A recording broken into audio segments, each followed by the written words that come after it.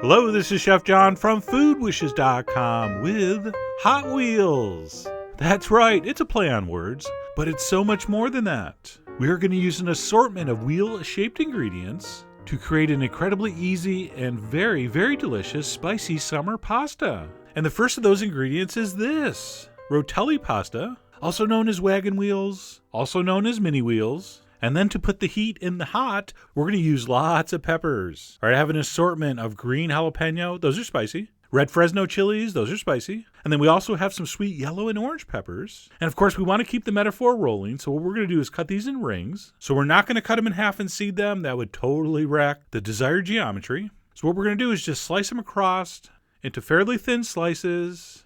And we do want to remove the seeds, and as you'll notice, most of those are going to fall out while you're cutting them, the vast majority.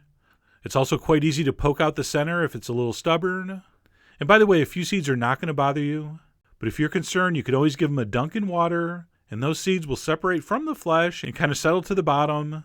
And as you fish those rings out with your fingers, they will be fairly seed-free. And of course, the amounts and which peppers you use are up to you. You are the Lord of the Rings. So this was the assortment I used, and I got about 3 cups. All right, so our peppers are prepped, and it's on to the next wheel-shaped ingredient, zucchini. So we're going to slice up some zucchini, but before we do, let's pimp this ride a little more.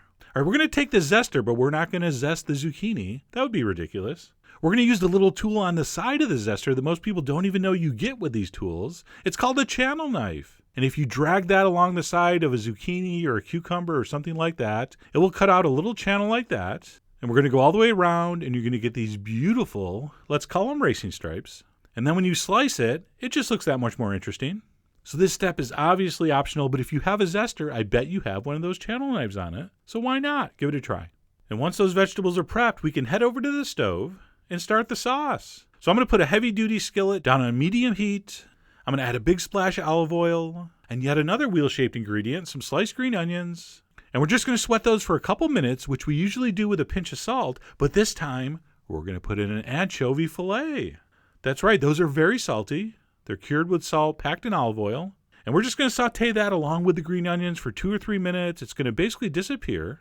And by the way, this is also safe for vegetarians, since very, very few of them will be able to tell you put it in. So we're going to sizzle the anchovy and the green onion for a couple minutes, just until the onions soften a little, and that anchovy is going to kind of fall apart. At that point, we're going to dump in a whole bunch of garlic, give that about a minute sizzle. All right, so keep it moving. We're going to cook that for, like I said, about a minute. At that point, we're going to go ahead and add our zucchini, and we'll cook that for a couple minutes until it just barely thinks about turning tender. And of course, be careful. We don't want the garlic browning, but zucchini has a lot of moisture in it, so that's probably not going to happen. But to hedge our bets here, after we stirred around for a minute or two, let's go ahead and add a big pinch of salt. And I'm also going to add a little bit of pepper. And we'll give that a stir and cook that for maybe another minute. And like I said, we're just looking for the zucchini to barely start to turn tender. And one tip, the inside of the zucchini will go from like a white to more of an off-white color, sort of tinged with green. And that's basically what I have right here. So at that point, we're going to stop, and we're going to dump in our tomato sauce and our chicken stock. All right, we'll stir that in. We'll reduce the heat to very low. We'll add our pepper rings, give that a stir. And then this sauce is simply going to sit and wait here for the pasta. All right, so just keep it on low.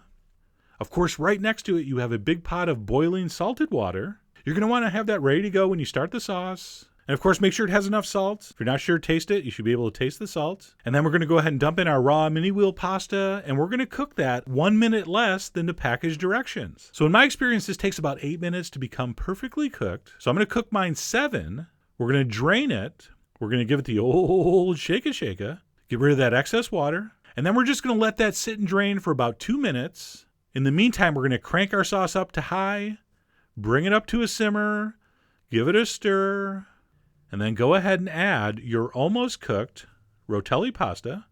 We're going to stir that in. We're going to reduce the heat to medium and just keep cooking that stirring until the pasta finishes cooking and your peppers and zucchini are just barely tender.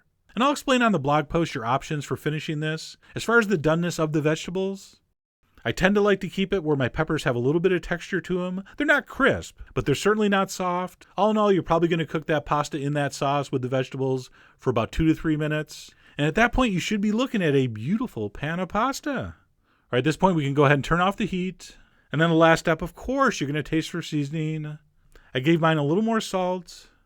And of course, because we used all those spicy peppers, you probably don't need any cayenne, but that's up to you.